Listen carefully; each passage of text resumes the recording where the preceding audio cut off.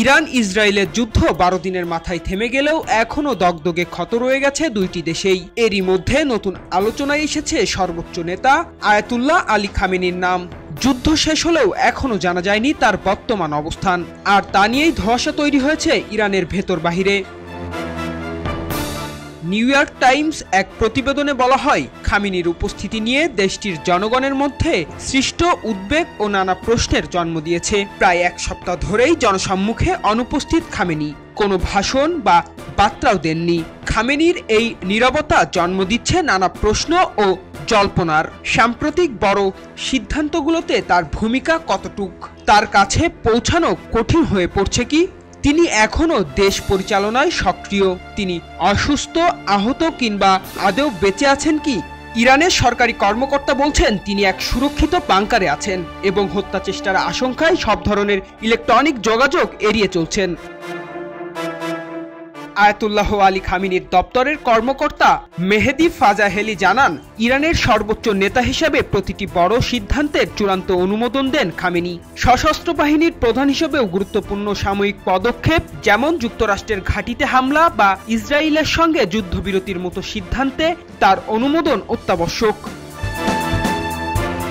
Iran ইসরায়েলের যুদ্ধবিরতি president ট্রাম্পের আহ্বানে এবং কাতারের আমিরের মধ্যস্থতায় দ্রুত সম্পাদিত হয়। তবে ইরানের ঊর্ধ্বতন সাময়িক সরকারি কর্মকর্তারা গত কয়েকদিন তারা খামেনির সঙ্গে সাক্ষাৎ করেছেন কিনা বা কোনোভাবে যোগাযোগ হয়েছে কিনা সে বিষয়ে খোলাখুলি কিছু বলেনি।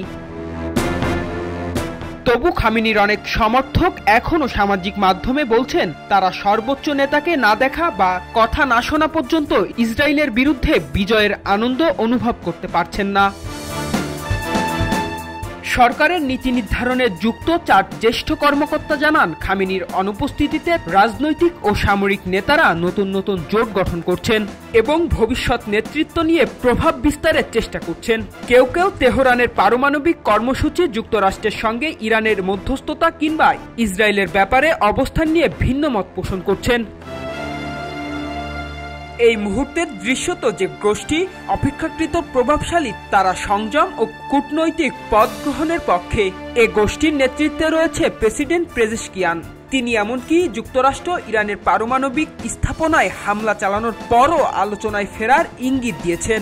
তার মিত্রদের মধ্যে আছেন আয়াতুল্লাহ আলী খামেনির ঘনিষ্ঠজন ও বিচার বিভাগের প্রধান গোলাম হুসাইন মহাসিনি, সশস্ত্র বাহিনীর নতুন প্রধান মেজর জেনারেল আব্দুর রহমান মোসাভি। ইরানের নিরাপত্তা বাহিনী বিশ্বাস করে যুদ্ধবিরতির মধ্যেও খামেনিকে হত্যা চেষ্টা চালাতে পারে, তাই তার নিরাপত্তায় কঠোর বিধিনিষেধ আরোপ করা হয়েছে। বাইরের দুনিয়ার সঙ্গে তার যোগাযোগ প্রায় বন্ধ রয়েছে। যুক্তরাজ্যের নীতি গবেষণা প্রতিষ্ঠান চ্যাথাম হাউজের মধ্যপ্রাচ্য ও উত্তর আফ্রিকা বিষয়ক পরিচালক সানাম ভাকিল জানান, খামেনির অনুপস্থিতি উল্লেখযোগ্য এক ঘটনা এবং এটি এই ইঙ্গিত দেয় ইরানের নেতৃত্ব এখন অতিমাত্রায় সতর্ক ও নিরাপত্তা কেন্দ্রিক ভাবনায় চলছে।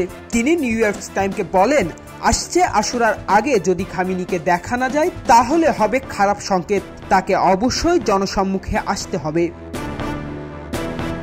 টেস্ট রিপোর্ট, খবরের কাগজ। খবরের কাগজ, নিখাত, নির্ভীক, নিরপেক্ষ।